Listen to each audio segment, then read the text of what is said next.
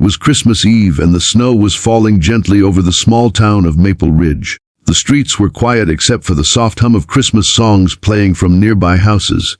Most people were home, warm and cozy, surrounded by family and gifts. But at a lonely gas station on the edge of town, a young woman sat shivering in her old, beat-up car. The hood popped open, steam rising into the cold air. Her name was Emily Parker, a 27-year-old single mom who had just finished her shift at the diner. Her little boy, Tommy, was asleep in the back seat, bundled up in a blanket. Emily had been working double shifts all week, hoping to buy him a small toy truck for Christmas.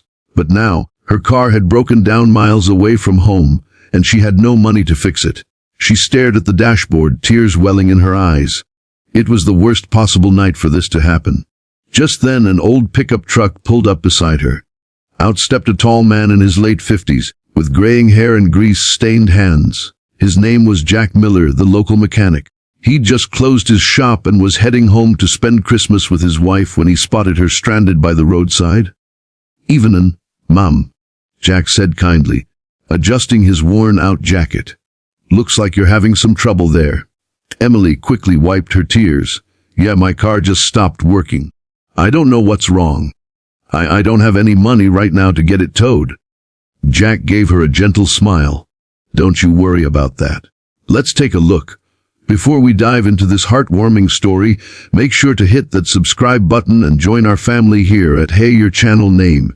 If you believe kindness still exists in this world, give this video a thumbs up and tell us in the comments what kindness means to you. Now, let's get back to the story. Jack grabbed his flashlight and peered under the hood. The cold wind bit at his face, but he didn't complain. He could tell the problem right away. A busted alternator belt. It wasn't an expensive fix, but it wasn't something most people could do on their own, especially not in the middle of a snowy night. "I can fix this," he said after a few minutes. "But my shop's closed and I don't have the part here. Tell you what, I'll tow it to my garage and get it running for you first thing in the morning. You and your boy shouldn't be out here freezing." Emily's eyes widened. "But I can't pay right now. Maybe after the holidays, when I get my paycheck." Jack raised his hand gently. "It's Christmas, ma'am. You don't owe me a thing." Emily didn't know what to say. Nobody had ever done something like that for her before. She watched as Jack hooked her car to his truck, careful not to wake Tommy. Together, they drove to his small auto shop. Jack opened the door, letting them warm up inside with a cup of cocoa his wife had left in a thermos. "Sit tight," Jack said, smiling. "I'll see what I can do." He worked through the night, hands numb, eyes tired, replacing the belt with a spare one he'd kept for emergencies. By the time the first rays of dawn touched the frosted windows, the car was fixed. When Emily woke up, she couldn't believe it. "You did it?" she asked, her voice trembling. Jack smiled. "Good as new. You're all set to go, Miss Parker." Tears filled Emily's eyes as she reached for her purse. "Please, at least let me pay something." Jack shook his head. "You just enjoy Christmas with your boy. That's all the payment I need." She hugged him tightly, whispering, "Thank you, Jack. You have no idea what this means." Emily drove home that morning with a heart full of gratitude. She made it just in time for Tommy to wake up and open his small wrapped toy truck. They spent the day laughing, watching old movies and eating pancakes. But deep down, Emily couldn't stop thinking about the man who had helped her without expecting anything in return. A few weeks passed, and life went on. Emily got a small raise at the diner, and things slowly started looking up. But she kept thinking about how she could repay Jack. She didn't have much money, but she wanted to do something meaningful. Then, one cold February morning, she saw a "for sale" sign outside Jack's auto shop. Concerned, she stopped by. Inside, Jack was sitting behind the counter, looking exhausted. "Jack, what's going on?" she asked. He sighed. Just bad luck, I guess. Business has been slow. Folks go to those big service centers now. Hard for a small-town mechanic to keep up." Emily's heart sank. This was the man who had helped her when she had nothing, and now he was the one in need. She left that day determined to do something about it. That evening, she sat down at her kitchen table and wrote a post on Facebook. She told the entire story, how Jack had fixed her car for free on Christmas Eve, expecting nothing in return, and how his kindness had saved her and her son that night. She ended the post with a plea. If anyone in Maple Ridge needs car repairs, go to Jack Miller's auto shop. He's the kind of man this world needs more of. She hit post and didn't think much of it. But by morning, her phone was blowing up. The story had gone viral. Thousands of people shared it, calling Jack a hero. Local news stations picked it up. Reporters showed up at his shop, wanting to interview him. Jack was shocked.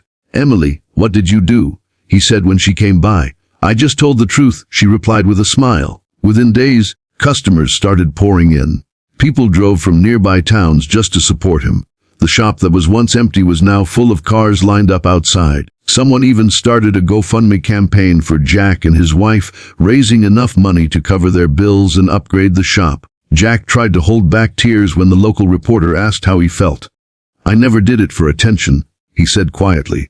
"I just saw a mom in need. My old man used to tell me, son, if you can help someone, do it. Kindness always finds its way back." Guess he was right. A year later, Emily and Tommy stopped by the shop again, this time with a plate of Christmas cookies and a handmade card. Tommy ran up to Jack grinning. "Mr. Jack, Mom says you're the Christmas hero." Jack laughed, kneeling down to ruffle the boy's hair.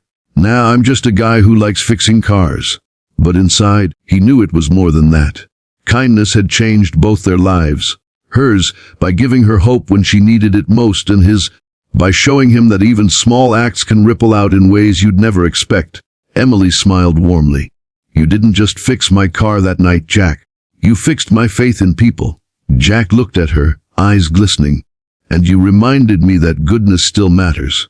They stood there for a moment, the snow falling softly again, just like that night a year ago. The world felt a little brighter, a little kinder. The narrator's voice softened sometimes. Kindness doesn't need a reason. It doesn't ask for payment or recognition. It just happens. A spark in the dark that warms more hearts than you'll ever know. Jack's small act of generosity didn't just fix a car. It restored hope. It reminded an entire town, and maybe even the world, that goodness is still alive. So the next time you see someone struggling, don't look away. Be their Jack. You never know how far one small act of kindness can go. If this story touched your heart, make sure to like, share, and subscribe to your channel name. Leave a comment below telling us about a time when someone's kindness changed your life, or when you changed someone else's. Remember, kindness costs nothing, but it can change everything.